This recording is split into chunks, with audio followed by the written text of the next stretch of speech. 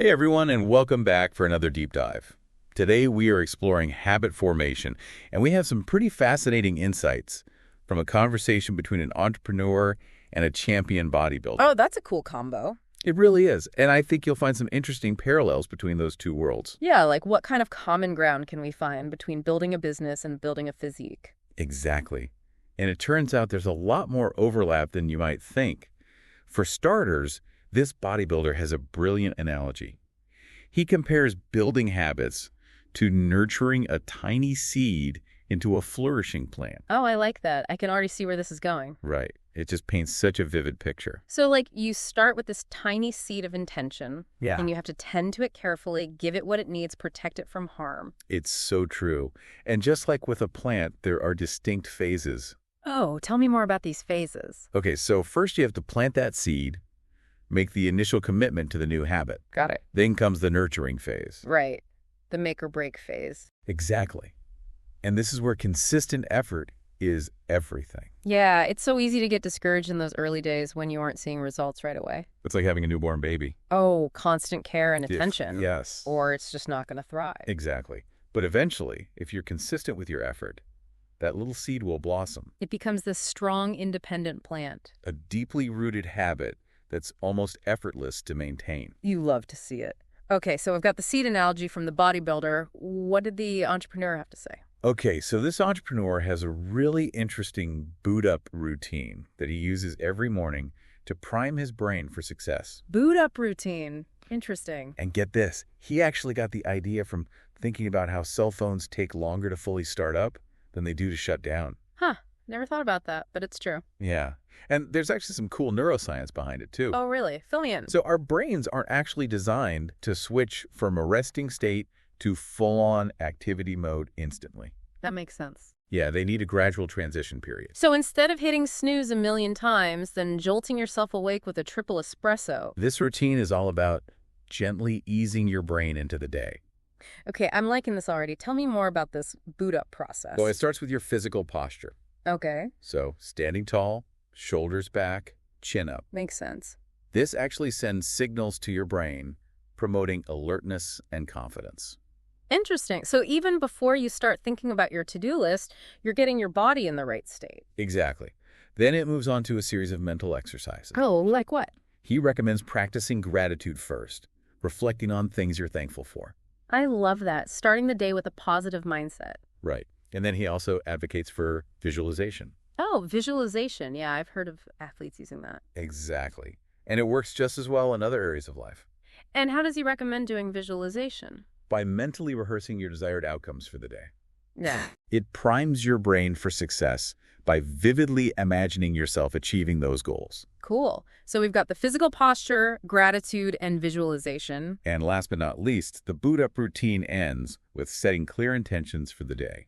Ah, so it's about going from passive to active. Exactly.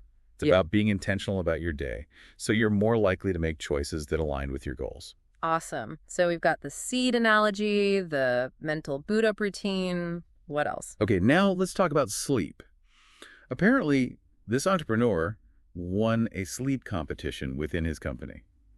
A sleep competition? What? I know it sounds kind of funny, but it just goes to show how much he prioritizes sleep. Well, you can't argue with the results. To win a sleep competition, you've got to become a true expert. For sure. So what were some of the key things he learned on his quest for sleep mastery? Well, first and foremost, avoiding blue light before bed. Yeah, I'm definitely guilty of scrolling on my phone in bed. I think we all are. Why is that blue light so bad for us? Basically, it suppresses melatonin production. It's the hormone that regulates our sleep-wake cycle. Oh, okay. So that blue light from our devices tricks our brains into thinking it's still daytime. Ah, so we're basically telling our brains to stay awake when we should be winding down. Exactly. He also talks about how important it is to have a cool, comfortable sleep environment. Yes. This is where those fancy temperature-regulating mattresses come in. Yeah, but even simple things like cracking a window or using lighter bedding can make a difference. For sure. Okay, so we've got the blue light and the room temperature. What else? Okay, and this one might surprise you. I'm intrigued. He says he wears pajamas. He wears pajamas. Yeah. Apparently he used to resist it, but he found that it actually helps signal to your brain that it's time to relax and unwind. Oh, wow. Like a little bedtime ritual. Exactly. So we're avoiding blue light, keeping things cool, and embracing the pajamas. Okay, I'm feeling more relaxed already just thinking about it. Anything else? Oh yeah, there's one more sleep technique he uses that I think you'll find really interesting. Okay, lay it on me. It's called closing mental windows. Closing mental windows. Interesting. Yeah, so it's basically about consciously putting aside any unresolved issues or anxieties before you go to sleep. Oh, okay. So like visualizing yourself shutting down those mental tabs that are still running in the background. Precisely. Instead of replaying that stressful conversation or worrying about tomorrow's to-do list, you consciously choose to put those thoughts aside for the night. So you're giving your brain permission to truly disconnect and recharge. Exactly. And there's some fascinating science behind why this is so effective. Really? Tell me more. So it turns out that the REM sleep phase, which is when our brains process memories and emotions, can be disrupted if we go to bed with lingering anxiety. It's like trying to fall asleep with the TV blaring in the background. Yes. Your brain just can't fully relax and recharge. That makes total sense. So by closing those mental windows, you're giving your brain the peace and quiet it needs to do its thing. Exactly. I love that analogy. It's like creating a mental do not disturb sign for your brain. I might have to try that tonight. So to recap, we've covered the importance of consistent effort in habit formation. The power of that mental boot-up routine. And some surprisingly effective strategies for optimizing sleep. And we're just getting started. There's so much more to explore in the world of habit formation. Definitely. So stay tuned because things are about to get even more interesting. Welcome back. We've talked about some pretty interesting stuff already about how to form good habits. Oh, for sure. But I'm curious, what has resonated most with you so far? I think that closing mental windows technique has really stuck with me. Oh, yeah? Yeah, I mean, I think a lot of us could benefit from silencing those mental tabs that keep us up at night. Definitely. It's like giving your brain permission to finally relax. Totally. And, building on that idea of mental shifts, this entrepreneur we've been talking about really emphasizes the role of belief in habit formation. Oh, interesting. He argues that even with the best routines and strategies, if you don't truly believe you can achieve a goal, you're setting yourself up for failure. It's like, if you don't believe in yourself, then who will? Right. And he has this really thought-provoking question he uses to illustrate this point. What is it? He asks, if your funeral was scheduled for tomorrow, would you have the courage to pursue this goal today? Whoa, that's intense. But I get it. It's about confronting your fears and asking yourself what really matters. If you knew you had limited time, would you still let those doubts hold you back? Exactly. It's a powerful way to reevaluate your priorities. And make sure you're actually living in alignment with your values. Totally. And he also talks about not dwelling on past mistakes. Oh, I like that. Not erasing them or pretending they didn't happen, of course, but viewing them as valuable lessons. So it's not about guilt or regret. It's about turning those experiences into fuel for growth. Exactly. He actually calls this concept metanoia. Metanoia. It basically means shifting your perspective and changing your course. So you're learning from the past, but making a conscious choice not to repeat those same errors. Yeah, and he even goes as far as to say that you shouldn't apologize for past mistakes. Okay. I can see how that might be a little controversial. Yeah, but I think his point is that dwelling on apologies keeps you stuck in a cycle of shame. Which can hinder your progress moving forward. It's about taking responsibility, making amends if necessary, and then moving on with a renewed sense of purpose. That makes sense. Yeah. Okay, so what else did this entrepreneur have to share? Well, he also had some interesting thoughts about our physical state, suggesting our bodies have a kind of backup system when it comes to adapting to new habits. A backup system. That's interesting. Yeah, so he proposes it takes about 180 days for the body to truly adjust and let go of old patterns. So if you try to change too much too quickly, your body might resist. Like it's clinging to familiar territory. I can see that. He then dives into this idea that our brains are primarily wired for survival. Makes sense. Not necessarily for things like starting a business or undergoing a huge physical transformation. Oh, interesting. Like he uses this analogy of a heart versus brain debate. Okay, explain that to me. So the heart, representing intuition and deeper desires, might be yearning for growth. While the brain, focused on safety and security, might resist change. Exactly. It's that classic tug of war between comfort and growth. Right. We've all been there. And if we can understand that dynamic, we can work with our brains instead of against them. That makes a lot of sense. Now, he also shares this personal anecdote about his wife. Oh, what about? Well, she made this observation about human connection that she shared with him. What was it? She noticed that people often respond more to usefulness than to love. Wow, that's a really interesting observation. It is, isn't it?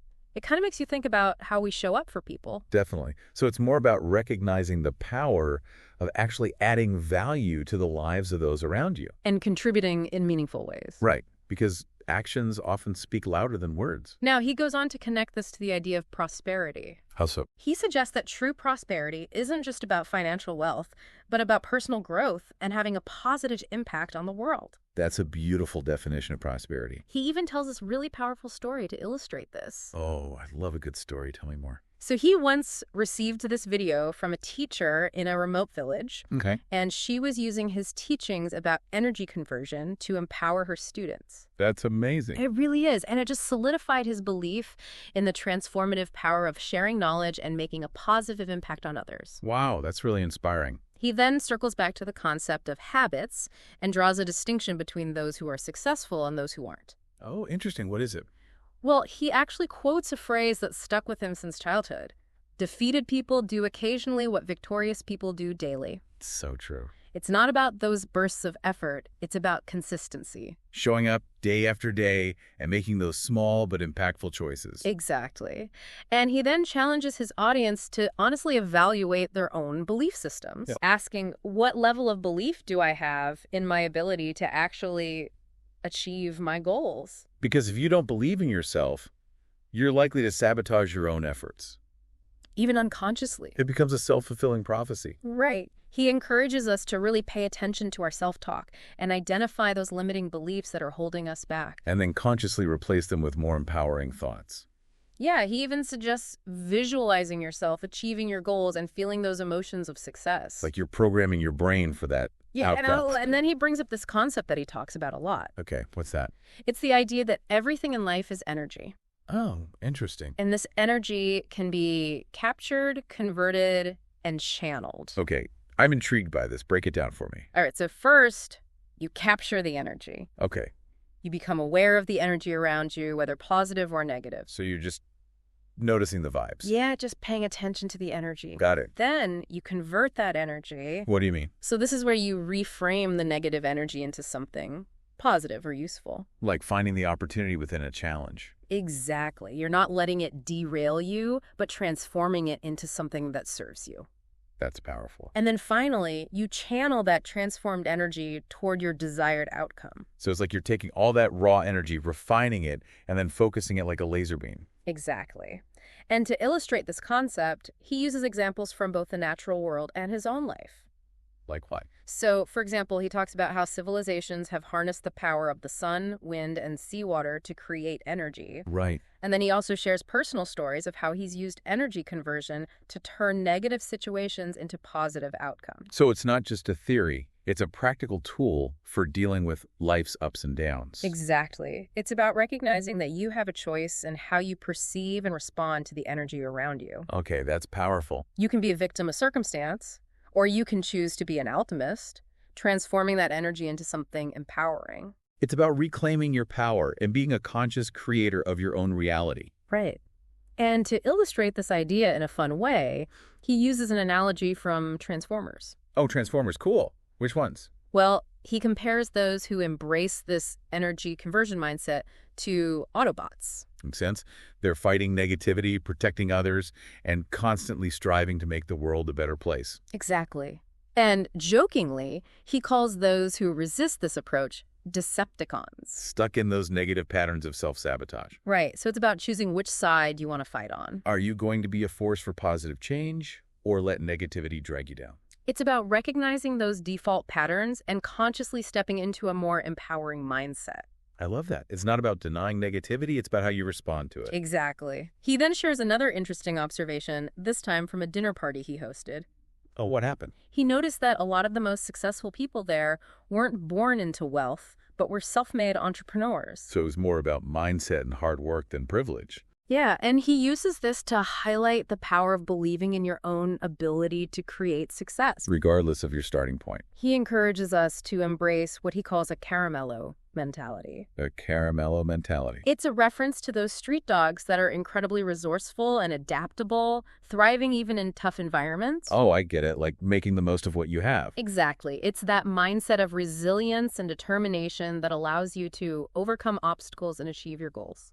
Okay, I like that. He concludes the segment with the powerful message: if you don't change your mind, don't expect different results. It's a call to action, to examine our beliefs, challenge limitations, and make those choices that will lead to transformation. It all comes back to that seed analogy.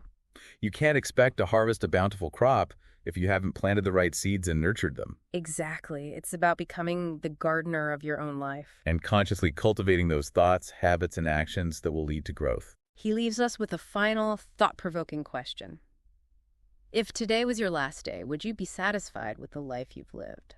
It really makes you think about what's truly important. Living with intention, aligning our choices with our values, and striving to make a positive impact on the world. It's about making our lives count. Absolutely. Okay, so we've talked about a lot in this deep dive.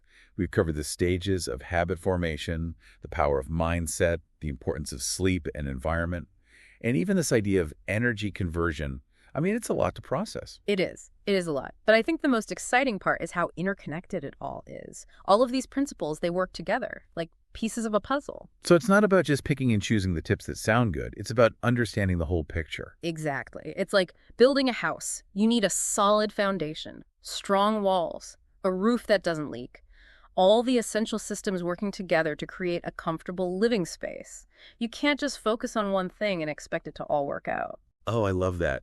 So where do our listeners even begin with all of this? It seems kind of overwhelming. Well, I'd say start with self-awareness.